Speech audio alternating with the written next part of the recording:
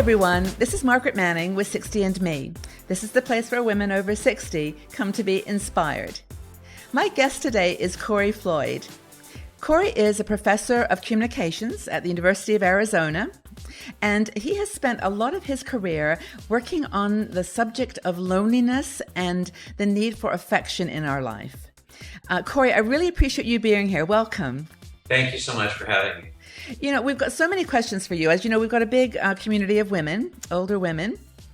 And one of the things that comes up a lot in our conversation is that, you know, they've made life choices. Many are divorced. Many are living alone. But they need affection and love. They want it. But we've had this dialogue a lot, like, you know, who makes the first move?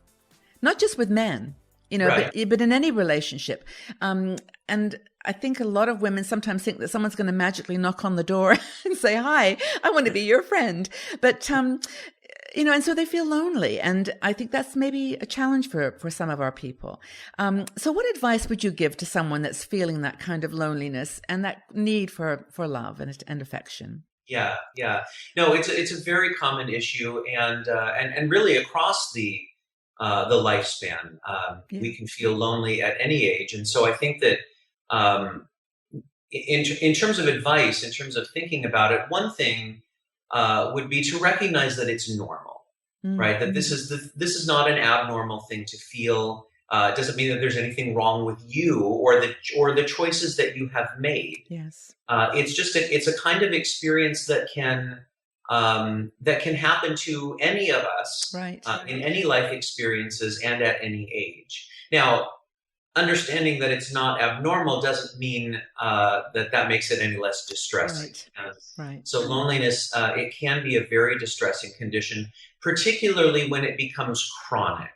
So something that people are feeling not just a little bit here and a little bit there, but you know, for much of their lives. You know, I think treating loneliness or thinking about it as something that we can do something about benefits from understanding why we feel lonely in the first place. And that really causes us to think about how important social connection is to our human species. Yes. So when you think about human beings in comparison to many of our other cousins in the animal kingdom, you know, many species evolve to live very solitary lives. Once they're weaned from their parents, they live most of their adult lives in solitude. And that's the way that those species have evolved. That's what they're programmed to do. We are not that way, right? As human beings, we're enormously social. And that need for us really begins at the start of our lives. As infants, we have a very strong need to have other people bond with us, invest in us. And we carry that need through the rest of our lives. So loneliness is really a symptom, not a problem in and of itself, but a symptom of the problem of not really feeling like our social needs are being met. You know, Kory, and also just to interrupt you for 1 second, I was just going to say, as you were talking, I was thinking that I may have set this up at the beginning in a narrower frame than I wanted to, because a lot of women are married and feel lonely, right? Or in relationships and feel lonely. So that like you were describing, that need for affection doesn't necessarily only apply to people that are alone. Gosh, no. Yeah. Being lonely doesn't necessarily mean being alone. And of course, being alone doesn't necessarily mean being lonely. And some of the loneliest people are in relationships. They are married. They have families. And some people who live in very much alone, very much solitary lives don't feel loneliness. So there's not a necessary overlap between them. It's whether they're getting the affection that they need. That's right. It comes from that perception that even though I may have people around me, I still really am longing for a greater sense of connection from them or from anybody. You know, you actually, well, I just wanted to mention, I was going to mention at the end, but you actually have written a book called The Cure for Loneliness, and it's 6 strategies for finding connection or real connection in Right. your life. And I remember when I saw your title, I underlined the word real because I didn't quite understand what you meant by that. Could you Yeah. just cover that for me, like what you mean by a real connection? Absolutely. And I'll come back to the point that I just made, Yeah. which is that I can be surrounded by friends and social relations and still feel lonely. Mm-hmm.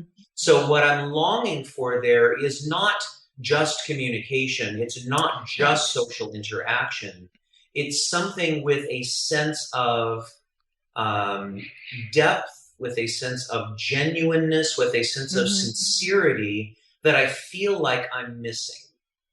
And, that's why when people feel lonely, it's not good enough to recommend that they just get out and meet people. Yes. Yeah. That can be the start of a productive strategy, but just having people in our lives doesn't necessarily mean that I feel loved, that I feel affection with other people. That's the Yeah. realness Okay. in the connection that we miss when we feel lonely.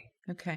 So, Yeah, assuming that, as you described so well, that we're these animals that have this, huge passion for connection and not even just a passion, a need.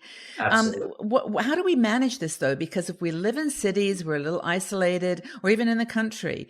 Yeah. How do we make those friendships if there's this kind of hesitation of who makes the first move, who talks to who in the coffee line? Yeah, yeah.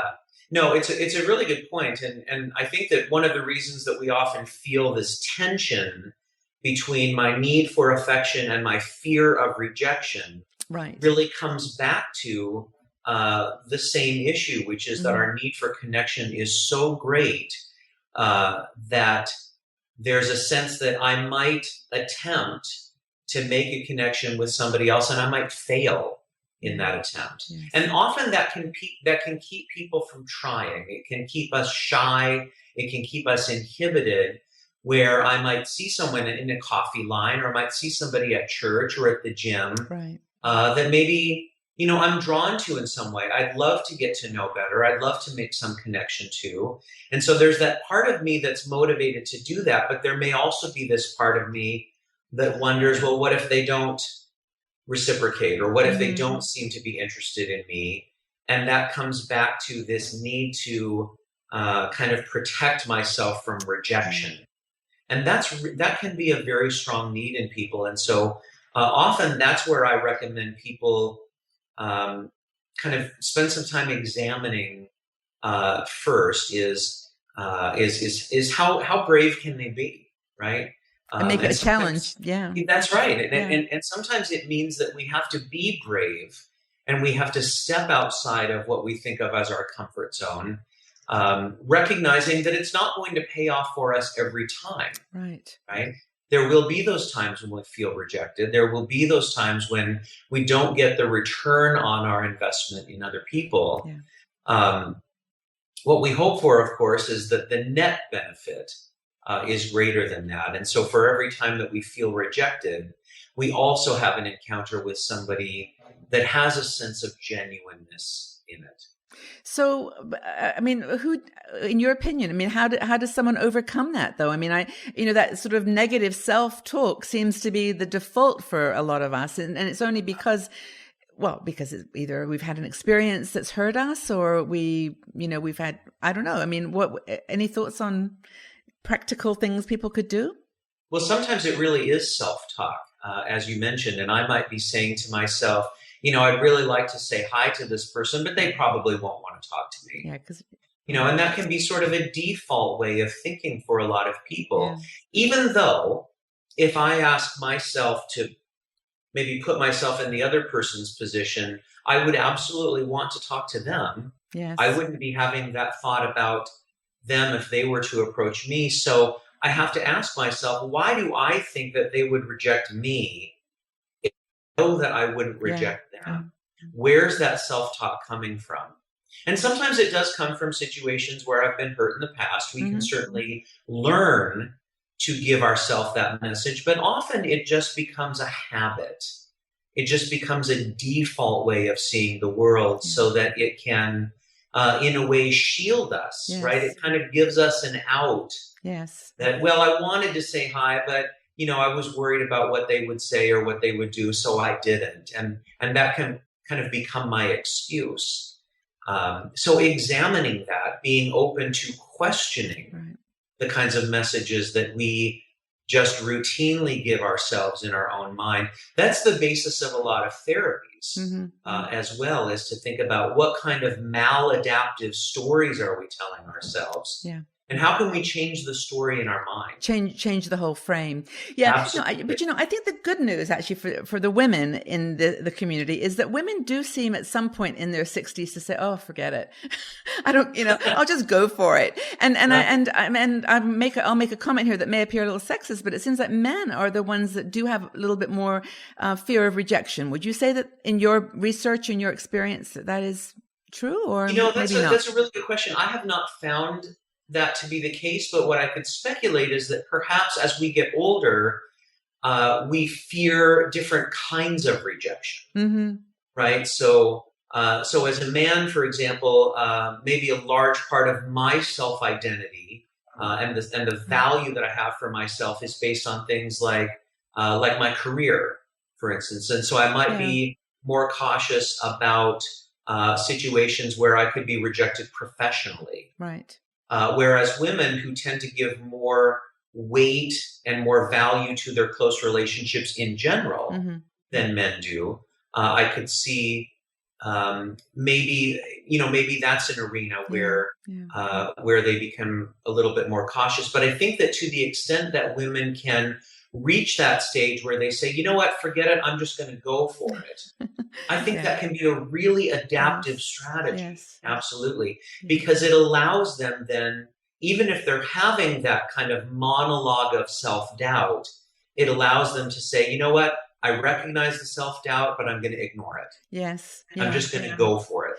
So I think this has been good. I think you've given some really good advice. And I think that, I'm putting myself in the position of the community and trying to think what they might say, but I think you've addressed a lot of the things that are on their minds.